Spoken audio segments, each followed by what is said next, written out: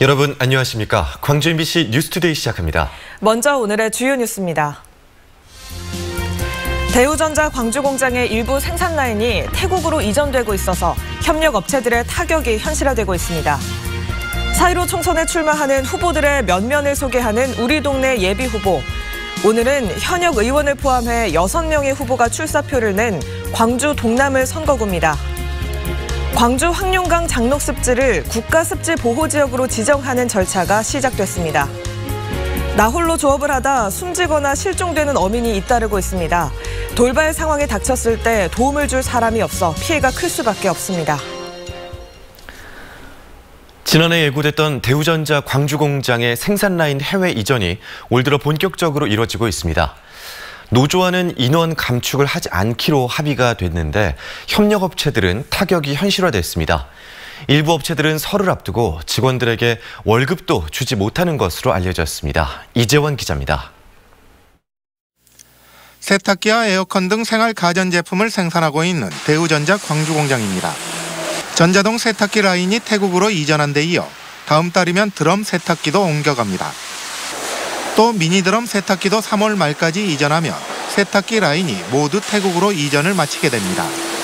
대신 에어컨이나 세탁기에 들어가는 PCB 기판 생산 라인을 구축해 인력 감축 없이 세탁기 라인을 대체하기로 노사가 합의했습니다. 노사는 또 멕시코와 중국, 태국 등 해외 사업장에 납품할 PCB 기판의 생산을 지속적으로 늘려가기로 했습니다. 드럼 세탁기 라인이 지금 가동을 하고 있고 그거까지도 아마 다 철수할 겁니다. 세탁기 라인은 다 철수하는 계획상으로는 3월 달까지는 다 철수하는 걸로 제가 그렇게 알고 있습니다.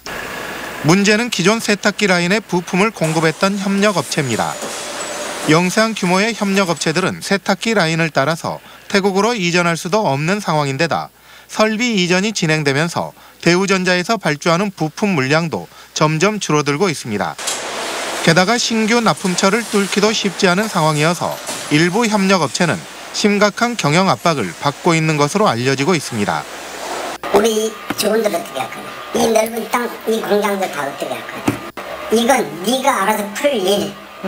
제로 베이스부터 나오고 협상을 하자라는 거거든. 광주시도 재고를 늘려가고 어음 발행 등을 통해 협력업체들의 피해가 최소화할 수 있도록 대우전자와 협의하고 있습니다. 하지만 일부 협력업체에서는 직원들에게 임금을 주지 못하는 상황까지 발생하는 것으로 알려져 협력업체 직원들은 어느 해보다 힘든 명절을 맞이하고 있습니다. MBC 뉴스 이재원입니다. 근로자 지위 확인 소송에서 승소한 금호타이어 사내 하청 노동자들이 정규직으로 전환해 줄 것을 금호타이어에 요구했습니다. 금호타이어 비정규직 노조는 어제 광주공장 앞에서 집회를 열고 사내 하청 직원의 근로자 지위를 인정한 법원의 판결에 따라 소송을 제기한 613명을 모두 정규직으로 고용하라고 금호타이어에 요구했습니다. 한편 금호타이어는 지난 2017년 사내 하청 직원들의 근로자 지위를 인정한 대법원 판결에 따라 132명을 정규직으로 전환한 바 있습니다. 어제부터 비가 이어지고 있습니다. 어제에 비해 빗줄기는 많이 약해진 상태인데요. 오늘 오전까지 빗방울이 떨어지는 곳이 있겠습니다. 비가 내리면서 대기가 습한 데다 새벽 사이 기온이 낮아지면서 곳곳에 짙은 안개가 끼어 있습니다. 빗길이 미끄러운 데다 안개까지 끼어 있어서 오늘 교통안전에 각별히 주의하셔야겠습니다. 날은 매우 포근합니다. 광주의 아침 기온은 6.4도로 어제보다 3도가량 더 높게 시작했고요. 평년 기온을 무려 10도가량 웃돌고 있습니다. 한낮 기온도 13도 안팎까지 오르면서 어제보다 7도가량 높겠고 평년 기온을 역시 8, 9도가량 웃돌겠습니다. 그야말로 초봄 같은 날씨가 이어지겠습니다. 한편 내일부터는 민족 대명절 설 연휴가 시작되는데요. 첫째 날과 둘째 날에는 대체로 구름만 많겠고 일요일과 월요일에는 비가 내리겠습니다. 날씨 정보였습니다. 최근 나홀로 조업을 하다 사망하거나 실종되는 어민이 잇따르고 있습니다. 소형 어선에서 혼자 조업을 하다 보면 너울성 파도 등 돌발 상황에 취약한 데다 사고가 나더라도 구조해줄 사람이 없어 피해가 클 수밖에 없습니다. 강서영 기자가 취재했습니다.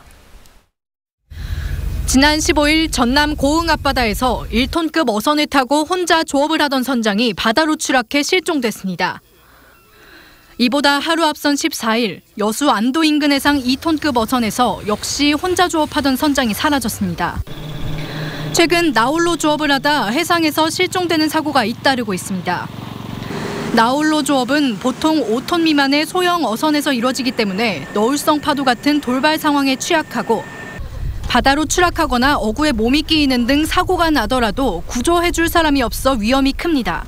어선 같은 경우에는 조업하고 항해를 동시에 해야 되기 때문에 혼자 하게 되면 누구도 구해줄 사람이 없습니다. 본인이 다 생명과 직결되는 모든 절차를 본인이 혼자 감수하게 됐거든요. 5톤 미만 어선에서 발생하는 사고는 3년간 전체 어선 사고의 70% 이상을 차지합니다. 5톤 미만 어선 사고로 지난 3년간 72명이 숨졌습니다. 해경은 2인 1조 조업이나 여러 척이 함께 조업하는 선단 조업을 권장하고 있지만 쉽지 않습니다. 어촌의 인구 감소와 고령화로 선원 구하기가 어려워지고 통신 장비가 보급되면서 선단 조업 의무도 사라졌기 때문입니다. 왜 근데 혼자 조업을 하시는 거예요? 좀 위험하기도 하고. 사람이 없으니까. 선원을 구하거나. 선원 구하기가 하늘의 별 따윈데. 전문가들은 1인 조업의 위험성을 보완하기 위한 제도 마련과 장비 개발이 시급하다고 강조합니다. 조업을 할 때 이게 지켜야 되는 조업 규칙을 좀 더 세밀하게 할 필요 있지 않겠느냐. 한 예입니다만 일본 같은 경우는 조끼도 입지만 칼을 차고 합니다. 칼을. 뭐 발이나 손에 걸렸을 때 이게 칼이 없으면 해결이 안 되는 것이거든요. 실제로 우리와 조업 환경이 비슷한 일본은 이미 17년 전부터 1인승 소형 어선에서의 구명조끼 착용을 의무화하고 있습니다. MBC 뉴스 강서영입니다. 우리나라에서도 우한 폐렴 확진 환자가 나온 가운데 광주에서도 20대 여성이 감염 의심 증세로 격리병원에 입원했다가 음성 판정을 받고 퇴원했습니다. 중국에서 유학 생활을 하다 귀국한 이 여성은 우한 폐렴 확진 판정을 받은 중국인 환자와 지난 19일 같은 비행기를 타고 입국한 것으로 전해졌습니다. 신원 미상의 유골이 발견된 옛 광주교도소 부지에서 5.18 행방불명자 유골을 찾기 위한 발굴 작업이 시작됩니다. 5.18 기념재단은 오는 28일부터 닷새 동안 옛 광주교도소 부지 안에 있는 무연고자 묘지 주변에서 추가 유골 발굴 작업을 진행한다고 밝혔습니다. 지난달 발견된 신원 미상 유골 40여 구는 국립과학수사연구원에서 정밀 감식이 진행되고 있습니다.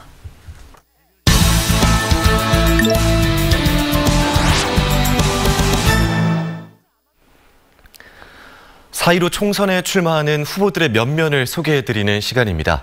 우리 동네 예비후보, 오늘은 광주 동남을 지역구 후보들인데요.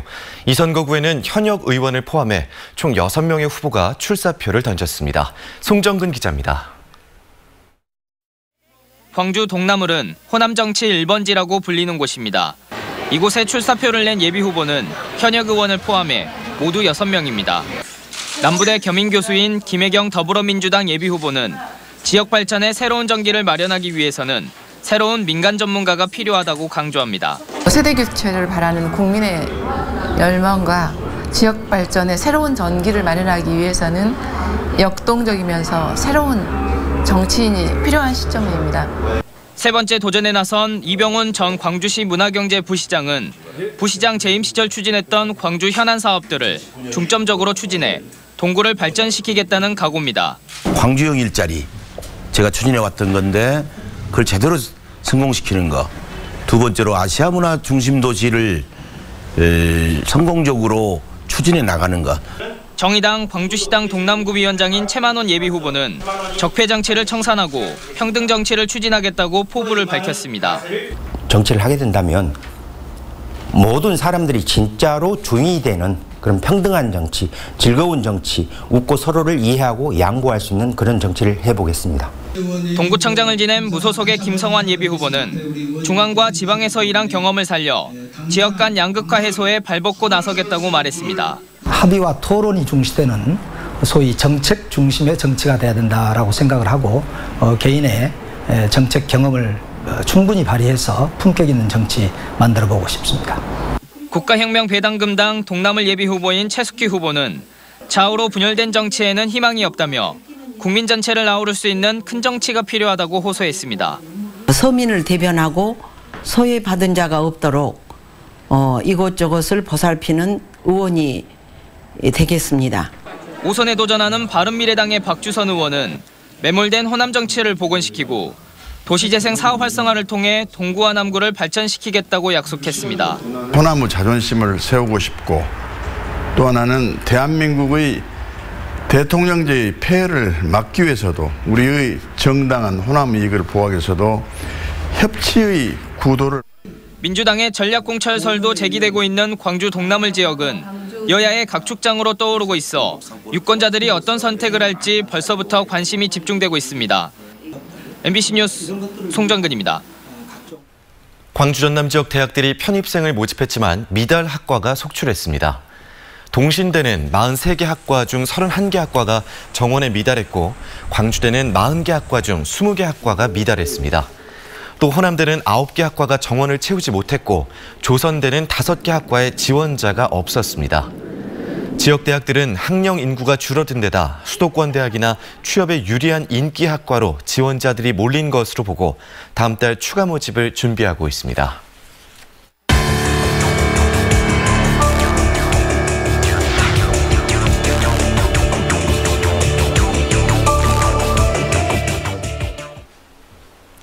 간병 가족들의 이야기. 오늘은 병원에 장기간 입원한 환자를 돌보는 가족들의 이야기입니다. 가족들은 비싼 간병비 때문에 오랜 세월을 병원에서 먹고 자며 간병 생활을 이어가고 있습니다. 남궁욱 기자의 보도입니다. 23년 전 뇌경색으로 쓰러진 A씨. 전신이 마비됐고 몸에 꽂힌 수액과 의료기기 없이는 생명을 유지하기 어렵습니다. A씨가 병원에 누워있는 시간만큼 그의 아내도 병원 생활을 하고 있습니다. 매 시간마다 A씨의 자세를 바꿔주고 대소변을 받아내는 건 모두 아내의 몫입니다. 체일을 2시간에 한 번씩 해요. 욕창. 사설 간병인을 고용해 며칠 쉬고 싶어도 하루 10만 원이 넘는 간병비 때문에 그럴 수도 없습니다. 제가 쉬고 싶을 때 한 이틀이라도 이렇게 정부에서 조금만 사람을 좀 보내주셨으면 그게 좋겠고요. 제가 더 뭐 바라겠어요? 정부는 입원 환자 가족의 간병 부담을 덜어주기 위해 2013년부터 간호간병 통합 서비스를 시작했습니다.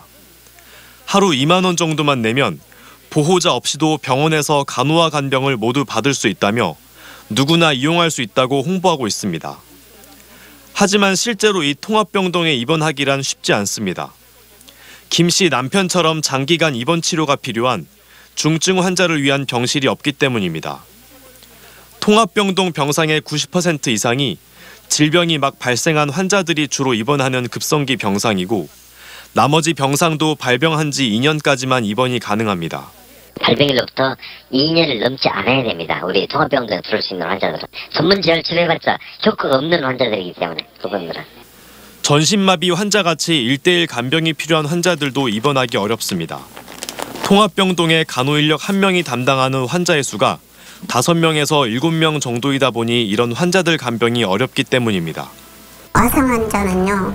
거기하고 해당 사항이 없습니다. 1:1이면 안 되죠. 거기는 일주일 있다가 가시고 10일 있다가 가시고 그런데 우리 같은 사람은 해당이 없어요. 현재 통합병동 병상 수는 전체 의료기관 병상의 18% 수준. 정부는 2022년까지 통합병동 병상을 10만 개까지 늘리겠다고 선언했지만 장기 입원 환자들을 위한 뾰족한 대책이 있는 것은 아닙니다. 장기적으로 이걸 이제 가야 되는 지금 현재 급성기 병원이라고 저희가 생각하는 그런 부분에도 아직 다 10만 병상이 제도적으로 정착되지 못한 상황이기 때문에 간병 지원 혜택조차 받지 못하는 장기 입원 환자의 가족들은 그 누구의 도움도 없이 오늘도 24시간을 병원에서 보내고 있습니다. MBC 뉴스 남궁욱입니다. 광주 황룡강 장록습지를 국가습지 보호지역으로 지정하는 절차가 시작됐습니다. 광주시는 장록습지를 국가습지 보호지역으로 지정해달라는 광산구의 요청에 따라 지난 20일 환경부에 지정 건의서를 냈다고 밝혔습니다. 장록습지는 생물 다양성이 풍부해 국가 차원의 보호가 필요한 곳으로 꼽혀왔습니다. 광주시는 환경부의 지정 계획 수립과 여론 수렴 등의 절차를 거쳐 올해 안에 보호지역 지정 고시가 완료될 것으로 보고 있습니다.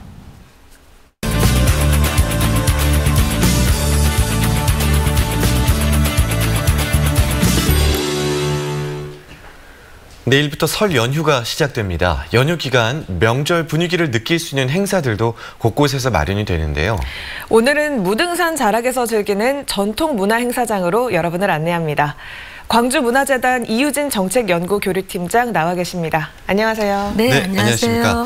네, 무등산 자락에서 펼쳐지는 설 축제가 어떤 모습들일지 궁금한데요. 소개해 주실까요? 네, 26일 일요일 12시 30분부터 전통문화관에서 설 한마당 행사가 열립니다.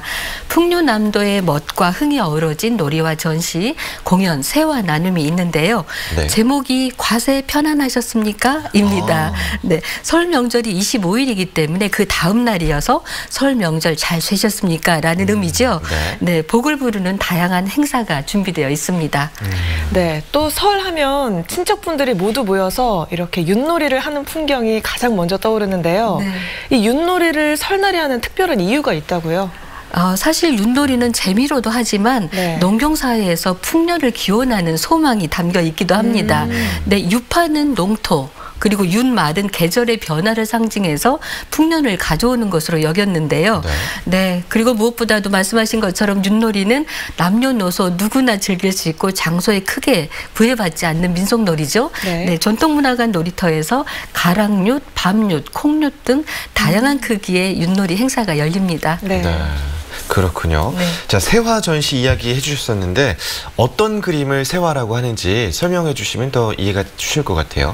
네, 세화는 새해를 축하하고 그리고 한 해 애군을 막기 위해 그린 그림인데요. 세화를 그려서 새해 첫날 대문에 붙이고 선물도 했던 신년 세시 풍속입니다. 네, 조선 초기부터 성행했다는데요. 20세기 초반까지도 지속되었잖아요.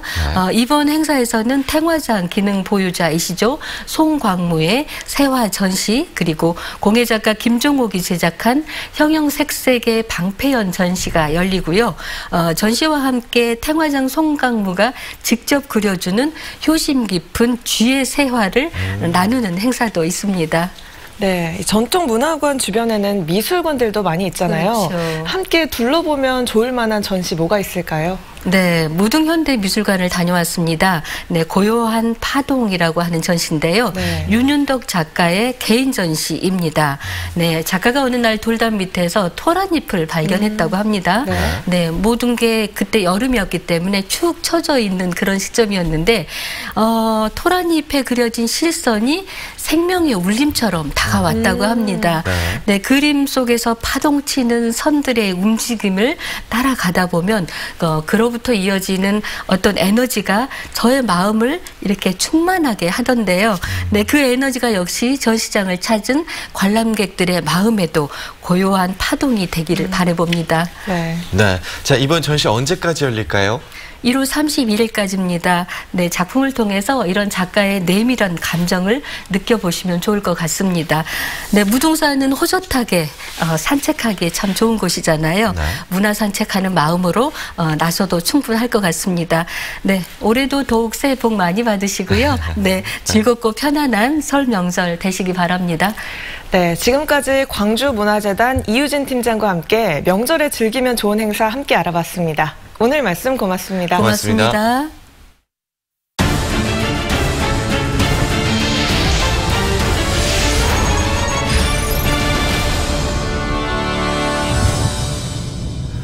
이창진, 박찬호, 문경찬 선수 등 지난 시즌에 두각을 나타냈던 기아 타이거즈 선수들이 연봉 인상률에서도 탑3 안에 들었습니다. 기아 타이거즈가 연봉 재계약을 마무리한 가운데 이창진 선수의 연봉은 3,100만 원에서 8,500만 원으로 174%가 올라 팀 내에서 최고 인상률을 기록했습니다. 또 박찬호 선수는 4,200만 원에서 1억 500만 원으로 150% 인상됐고 문경찬 선수는 5,500만 원에서 1억 1,500만 원으로 109% 올랐습니다. 팀 내 최고 연봉은 올해도 양현종 선수로 옵션을 제외하고 23억 원에 재계약했습니다. 지스트와 카이스트를 비롯한 국내 4대 과학기술원이 2030년까지 세계 10위권 대학으로 도약하는 것을 목표로 공동 혁신 방안을 추진하기로 했습니다. 4대 과기원은 이를 위해 공동 사무국을 중심으로 과기원 사이의 연계 협력을 강화하고 창의적 인재 양성을 위한 교육 혁신과 집단 연구체제 구축 등의 세부 과제들을 추진하기로 했습니다. 올해 광주와 전남 지역은 79억 달러의 무역 흑자를 기록할 것으로 전망됐습니다. 한국무역협회 광주-전남 지역본부가 내놓은 올해 수출입 전망 자료에 따르면 광주는 78억 4천만 달러, 전남은 9천만 달러의 흑자를 기록할 것으로 예상됩니다. 품목별로는 반도체와 자동차의 수출이 늘어나고 건전지와 냉장고 등은 수출 감소가 지속될 것으로 분석됐습니다.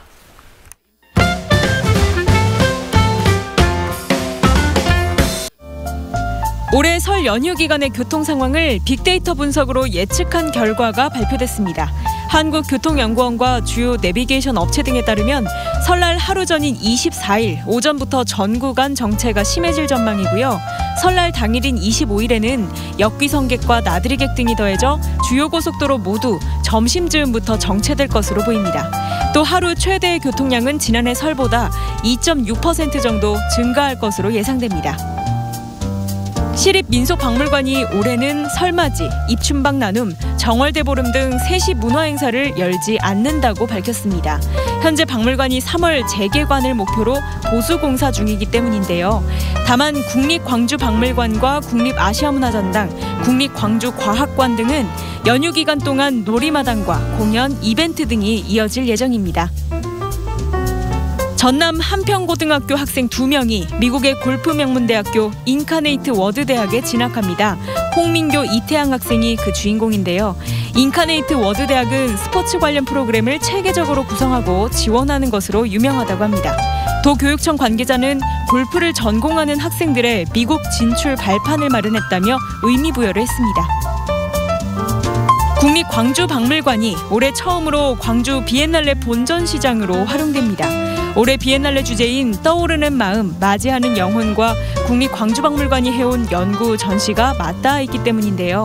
비엔날레 전시 장소는 박물관 1층 기획전시실과 야외 공간이 될 예정이며 9월 4일부터 11월 15일까지 활용됩니다.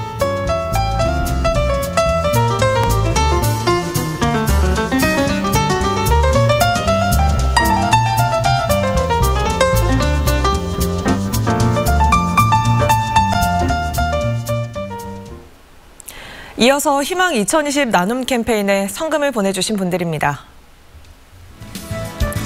장성군 상서면 성마 1위 주민들이 20만 원, 북하면 용동마을 주민들이 8만 원, 가인마을 주민들이 20만 원, 갈마마을 주민들이 10만 원, 강선마을 주민들이 7만 원, 화룡마을 주민들이 13만 원, 신촌마을 주민들이 12만 원, 북하면 한국여성농업인 회원들이 10만 원, 북하면 주민자치위원회 회원들이 20만 원, 남면 분향 1위 마을 주민들이 23만 원, 월정 1위 마을 주민들이 20만 원, 구례군 구례읍 동산 남성경로당 회원들이 10만 원, 동산 여성경로당 회원들이 10만 원, 산정마을 주민들이 30만 원, 산정 남성경로당 회원들이 10만 원, 산정 여성경로당 회원들이 10만 원, 구례읍 부부 약국에서 57만 9,940원, 논곡마을 주민들이 32만 원, 화순군 화순읍 신기 2구 주민들이 95만 3천 원, 광덕 5구 주민들이 40만 4천 원, 대리 7구 주민들이 61만 원, 훈리 주민들이 38만 원, 삼천 2구 주민들이 50만 원, 대리 4구 주민들이 13만 8천 원, 공간 아파트 주민들이 31만 원, 병라 2구 주민들이 25만 원, 춘향면 회송 1구 주민들이 10만 원, 신화 HS 직원들이 100만 원 보내주셨습니다. 성금을 보내주신 분들께 감사드립니다.